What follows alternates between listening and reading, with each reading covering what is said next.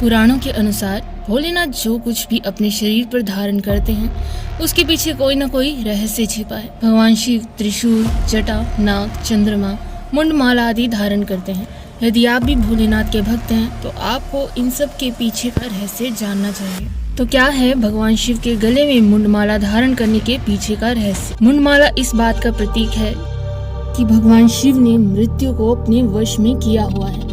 पुराणों के अनुसार यह मुंडमाला शिव और सती के प्रेम का भी प्रतीक मानी जाती है। जब माता सती ने अग्नि में कूदकर आत्मदाह किया था तब भगवान शिव क्रोधित होकर तांडव करने लगे थे। यह शिव जी की ही लीला थी। भोलेनाथ स्वयं इस लीला के रचयिता थे। शिव जी ने सती जी को इसकी जानकारी पूर्व में ही दे दी थी।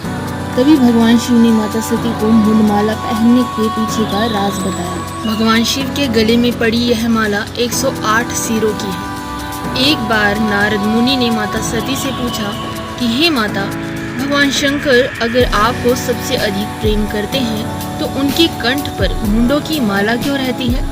नारद मुनि के उकसाने पर माता सती ने शिव जी से हट करके माला का रहस्य जानना चाहा। काफी समझाने पर माता सती नहीं मानी तो भगवान शिव ने उन्हें बताया कि हे देवी, इस मुंडमाला में सभी सिर आपके ही हैं और यह आपका 108वां जन्म है।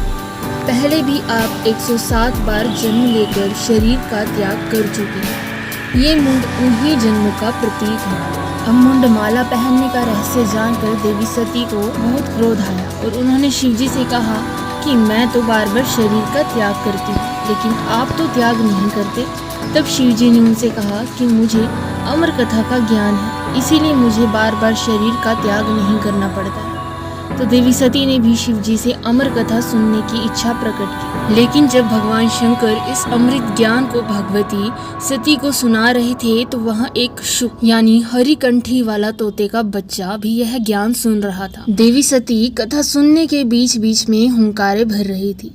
देवी सती को कथा सुनते सुनते नींद आ गई और उनकी जगह पर वहां बैठे एक शुकदेव ने हुंकारी भरना प्रारंभ कर दिया। जब भगवान शिव को यह बात ज्ञात हुई तब वे शुक को मारने के लिए दौड़े और उसके पीछे अपना त्रिशूल छोड़ा। शुक जान बचाने के लिए तीनों लोकों में भागता रहा और भागते भागते वह व्यास जी के आश्रम में आया और सूक्ष्म रूप बनाकर उनकी पत्नी वाटिका के मुख में घुस गया। वह उनके गर्भ में रह गया। ऐसा कहा जाता है कि ये 12 वर्ष तक गर्भ के बाहर निकले ही नहीं। जब भगवान शिव ने स्वयं आकर इन्हें आश्वासन दिया कि बाहर निकलने पर तुम्हारे ऊपर माया का प्रभाव नहीं पड़ेगा, तभी ये गर्भ से बाहर निकले और व्यास जी के पुत्र कहलाए। गर्भ में ही इन्हें वेद, उपनिषद, दर्शन और पुराण आदि का सम्यक ज्ञान हो गया था। जन्मते ही श्री कृष्ण और अपने माता पिता को प्रणाम करके इन्होंने तपस्या के लिए जंगल की राह ली। यही जगत में शुकदेव मुनि के नाम से भी प्रसिद्ध हुए। अब वहीं दूसरी ओर जब माता सती कथा सुनते सुनते ही सो गई थी और फलस्वरूप उनको राजा दक्ष यानी अपने पिता के ही यहाँ यज्ञ में कूदकर आत्मदाह करना पड़ा। सती जी के आत्मदाह के बाद भगवान शंकर ने उनके शरीर के अंशों से 51 पीठों का निर्माण किया, लेकिन शिव जी ने सती के मुंड को अपनी माला में गूंथ लिया। इस तरह 108 मुंड की माला शिव जी ने पूर्ण कर धारण कर ली। हालांकि बाद में सती जी का अगला जन्म पार्वती के रूप में हुआ। इस जन्म में माता पार्वती को अमरत्व प्राप्त हुआ और फिर उन्हें शरीर का त्याग नहीं करना पड़ा।